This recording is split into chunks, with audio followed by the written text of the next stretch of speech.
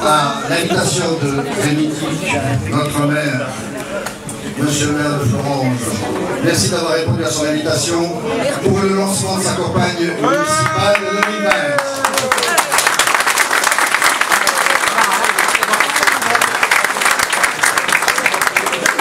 Lorsque Rémi m'a demandé il y a quelques jours, c'était lundi, si je voulais bien prendre la parole pour l'introduction à cette réunion, vous imaginez que je n'ai pas hésité longtemps. Les municipales, c'est une expérience extraordinaire pour tous ceux qui l'ont connue. Pour se présenter au municipal, il faut deux choses, il faut aimer les gens, il faut aimer sa ville. Les municipales et moi, c'est une histoire d'amour. Je ne vais pas vous raconter toute l'histoire, parce que ça remonte à 1965. Il y a un peu plus d'un demi-siècle. Les premiers souvenirs, c'était 1965. Je vous raconterai deux anecdotes pour faire sourire un peu. En 1965, le maire est élu contre toute surprise le soir du conseil municipal. Il n'est pas tête de liste, c'est Léo Arnoux, il fera 24 ans de mandat. Et il bat ce soir-là, au conseil municipal, il bat le maire qui était en place depuis la guerre, Gabriel Baraït. Et le souvenir que j'en ai, c'est pas le dimanche des élections, c'est le soir même de l'élection du maire. J'étais avec mes parents chez un oncle, et chez cet oncle arrive le secrétaire adjoint de mairie, qui était l'homme de confiance du maire, en place. Et en peu de temps, l'homme de confiance du maire en place, il nous a expliqué à quel point le nouveau maire était bien. Et ça a été ma première leçon de politique. Il fallait quelques minutes pour faire changer d'avis les plus fidèles. Ça, c'est la première leçon. 6 ans plus tard, en 71, un souvenir. Première femme élue à Florange. Eliane Fritz, 1971. Première femme élue à Florange. Eliane Fritz, maman de copines et copains. Ça, c'est un souvenir. Puis ensuite, 77, j'ai 21 ans, je me présente pour la première fois sur une liste. Ce sera vrai en 83, 89, 95. Je me présente depuis à chaque élection. Et nous sommes élus depuis 6 ans dans la majorité. Pour ma part, j'ai fait 26 ans au conseil municipal, 20 ans comme chef de file de l'opposition, 6 ans en tant qu'adjoint aux finances. Il ne m'appartient pas, ce soir, ni demain d'ailleurs, de juger si le chef de file de l'opposition a été bon pendant 20 ans, si l'adjoint aux finances a été bon pendant 6 ans. Mais, et ni d'ailleurs si le collègue des conseillers municipaux et adjoints a été sympathique et s'il a fait un peu plus que adjoint aux finances parfois. Mais je revendique une chose, et je ne laisserai personne la contester. Ma plus grande fierté, ça a été d'avoir élu le plus jeune maire de France. Bravo! Je suis vraiment heureux, vous m'honorez toutes et tous par votre présence aujourd'hui. Alors il y a quelqu'un qui me rappelle, voilà.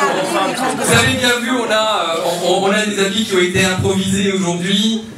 Non, je suis vraiment ému de pouvoir voir autant de monde dans cette brasserie. La brasserie est pleine, c'est le cas de le dire aujourd'hui. Et vous remarquerez d'ailleurs qu'on a souhaité commencer cette campagne électorale dans un commerce à Florange.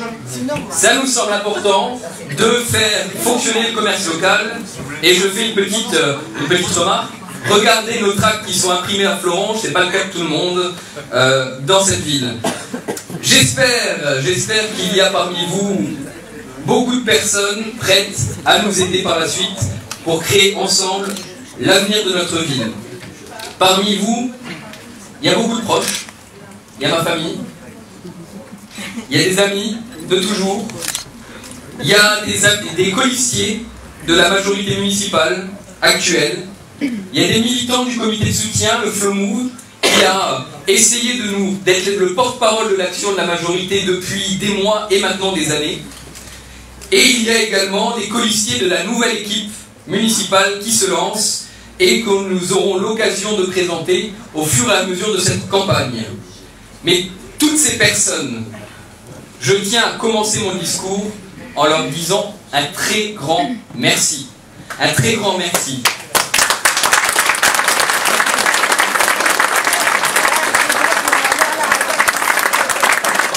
Un très grand merci car ce sont celles et ceux qui ont rendu possible et soutenable cette expérience de 3 ans. Et c'est grâce à eux et à vous, parce que vous êtes tous présents aussi, c'est grâce à eux et à vous que je suis là aujourd'hui. Et je prends, il est où là? Et je demande aussi qu'on puisse applaudir Alain, parce que c'est aussi grâce à lui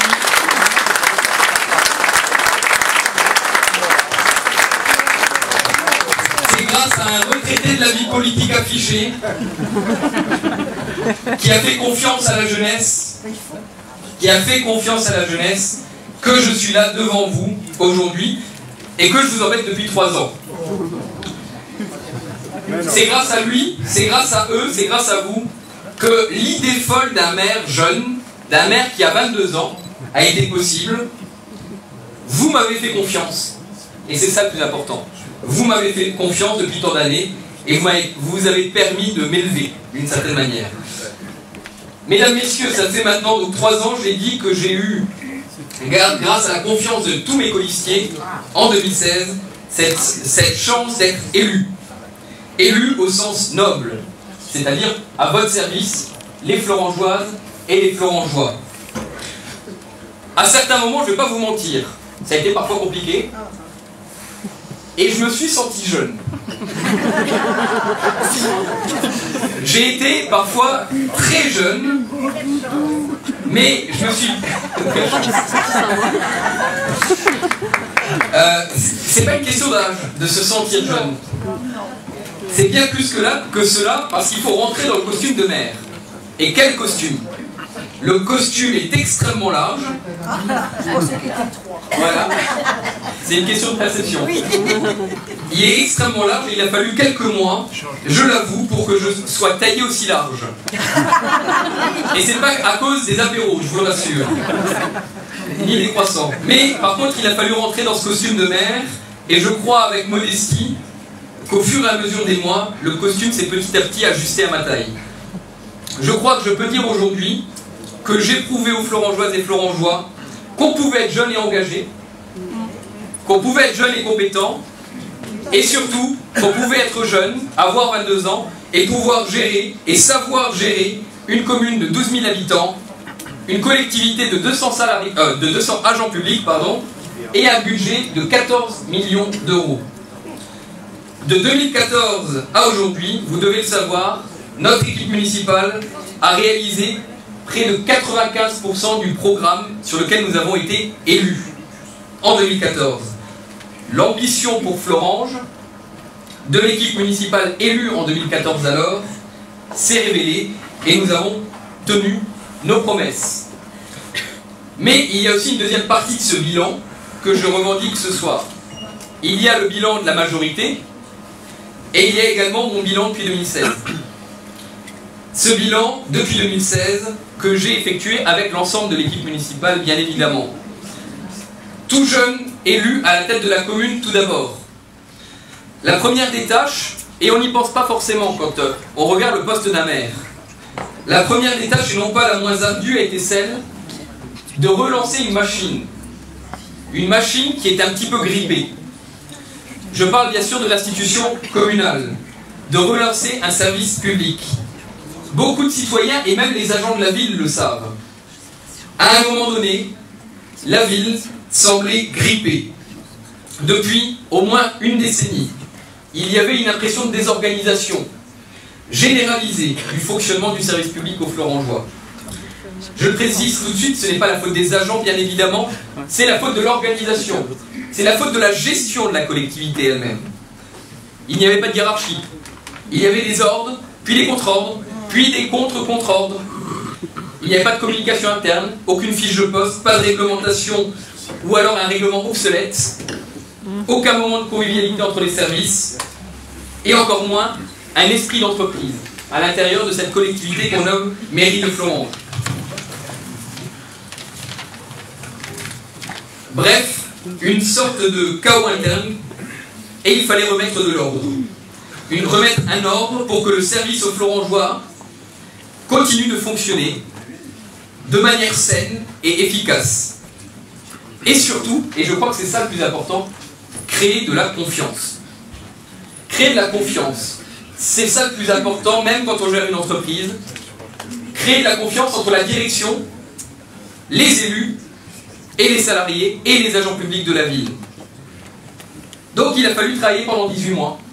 Les 18 premiers mois ont été consacrés à réorganiser la municipalité. Nous avons œuvré pour améliorer ces problèmes organisationnels. Aujourd'hui, nous constatons dans l'action que la ville fonctionne. Et j'ose dire que la ville fonctionne enfin. Je le dis avec fierté également, ce rôle d'employeur, c'est ce qui me rend le plus fier dans ce mandat. Ce rôle d'employeur, c'est ce qui me rend le plus fier parce que je suis extrêmement fier du travail effectué par l'ensemble des agents publics de la collectivité. Ce sont des êtres engagés et exceptionnels par ce qu'ils font. Et je pense qu'on peut aussi les applaudir. La fête foraine, la braderie brocante, la tentative d'un marché du dimanche qui a fonctionné pas loin d'un an.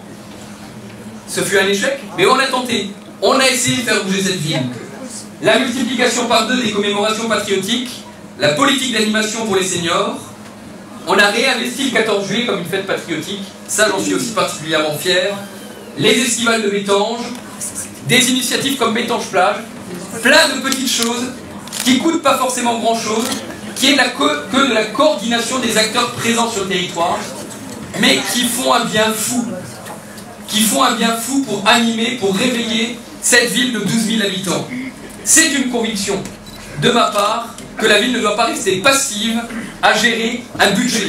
On doit aussi coordonner les acteurs pour essayer de créer des mobilisations collectives, et c'est ce qui me rend le plus fier dans ce mandat. Enfin, sur le bilan, je m'arrêterai là après, mais j'ai toujours considéré que le rôle d'un maire est aussi d'agir avec volonté, quitte à bousculer les lignes. Et là, je regarde mon collègue Alain, qui a expliqué quelques cas, et je vais reprendre quelques éléments. Parce qu'avec lui, comme il l'a dit, nous avons fait le tour de la ville dès le début. Et dès le début du mandat, nous n'avons pas attendu, nous n'avons pas envoyé des courriers, on a été toqué aux portes. On a été toqué aux portes du sous-préfet qui nous a aidés. Le sous-préfet nous a aidés à toquer aux portes de la SNCF pour le tunnel de Daspi. On a commencé une réunion, la SNCF ne savait pas que le pont leur appartenait. Au bout de 3 ans, ils l'ont démoli. Donc, de la même manière pour la maison du coiffeur, on n'a pas attendu des démarches administratives pour trouver l'arrière-cousin polonais de quelqu'un qui était soi-disant à l'autre bout de l'Europe pour démolir la maison. À un moment donné, on a pris notre responsabilité. On a pris un risque juridique, mais on a démoli cette maison qui était un lieu de squat, avec l'argent de la commune. Ce volontarisme, je le revendique. Et il y a bien d'autres sujets. Pour ceux qui viendront au conseil municipal le 12 décembre, il y aura d'autres sujets. Je pense à la salle de prière, par exemple, sur laquelle on est en passe de régler un problème, qui était l'emplacement de cette salle de prière. Tout le monde sait qu'il y a parfois une problématique liée au stationnement, par exemple. On le sait. On est en passe de trouver une solution à ce problème avec l'accord des représentants de la salle de prière. Voilà tant de sujets qui étaient un peu abandonnés, sur lesquels on faisait semblant d'agir. En moins de 3 ans, ça a été réglé.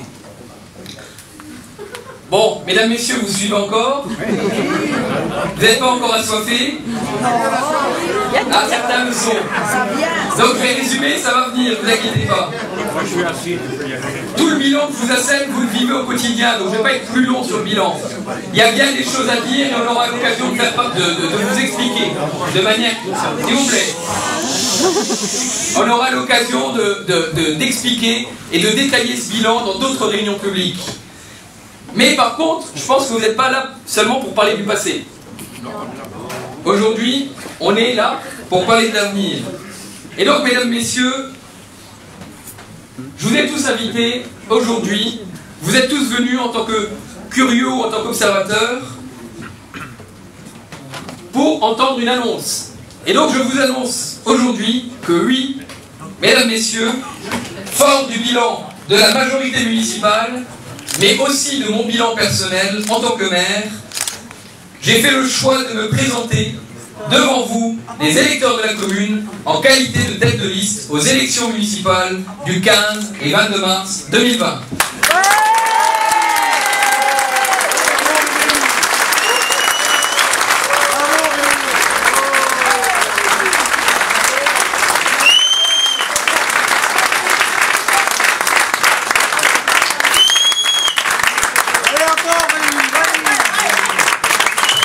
C'est un choix qui n'a pas été pris à la légère. C'est une fonction prenante. Et je le disais, je suis jeune. Mais la fonction est passionnante. Et il y a encore tellement à faire. Il y a tellement à faire à Florange. Florange est une ville riche. Je ne parle pas en termes financiers. Je parle en termes de potentiel. On est une ville industrielle. Toutes les communes ne le sont pas. Et on a cette richesse industrielle sur notre territoire. Et on doit aussi en être fier, même si on doit parfois être un peu sévère avec eux. Florange est une ville sportive, il faut en être fier. Florange est une ville culturelle, et il faut en être fier également avec l'équipement de la passerelle, la médiathèque, le service public, les associations culturelles qui nous soutiennent en permanence. Florange est une ville pleine de solidarité. Je pense à la moisson, je pense au centre social, je pense au CCAS, je pense à toutes ces associations qui font la richesse de notre territoire. Florange est une ville pleine de bénévoles, d'associations, d'engagements, de gens volontaires. Merci. Et c'est tellement rare. Merci. Et c'est tellement rare.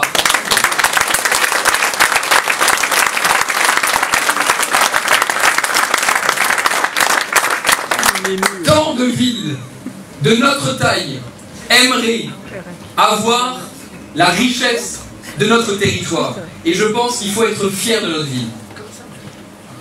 Donc, fort de ce bilan, et en m'appuyant sur les forces de la ville, je souhaite me présenter devant vous à 25 ans maintenant. Ouais, la grande ville. Et oui. À 25 ans, je ne serai peut-être plus le plus jeune maire de France. Les médias seront peut-être un peu moins présents. Et donc je me présente à vous, devant vous, à 25 ans, pour porter un projet et une ambition pour Florange. Je vous le dis tout de suite, qu'il n'y ait pas de malentendu. Je ne m'engage pas pour laisser Florange dans un statu quo. Je ne m'engage pas devant vous pour laisser notre ville se reposer sur des acquis passés d'il y a 10 ans. Et je ne m'engage pas devant vous pour favoriser les clientélismes du passé. Ouais.